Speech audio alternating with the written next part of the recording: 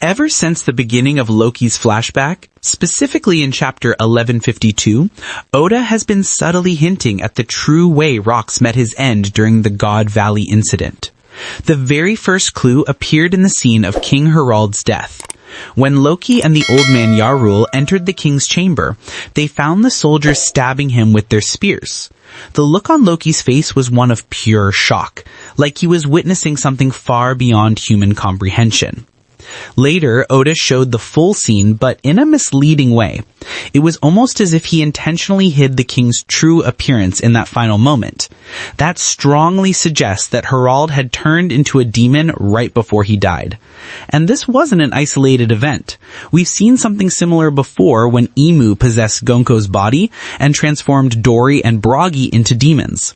It's becoming clear that Oda was laying the groundwork for a much bigger event to come, one that would unfold at God Valley. And it seems that the same pattern is about to repeat there.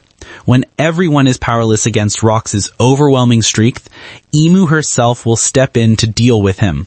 What's fascinating is that her vessel, Gonko, is already present in God Valley alongside the Holy Knights.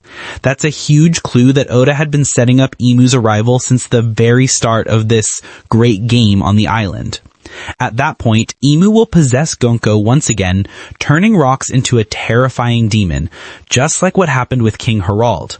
And by the end of the flashback, when the story returns to Elbaf, we'll finally see the full picture behind it all. And with that in mind, Sengoku's words during his meeting with the Marines finally make perfect sense. When he said that Roger and Garp teamed up to fight Rox, he technically wasn't lying, but he definitely wasn't telling the whole truth either. Because, think about it, Roger, as a pirate, would never outright kill another pirate, no matter the reason. And Garp? He's known for capturing his enemies, not killing them, just like he did with Shiki. So the idea that those two would suddenly form an alliance only makes sense if they were facing something far beyond their individual power, a threat that wasn't even human anymore. That threat was Rox himself, after being turned into a demon through Emu's intervention. At that point, Rox wasn't just a man who could be defeated or imprisoned.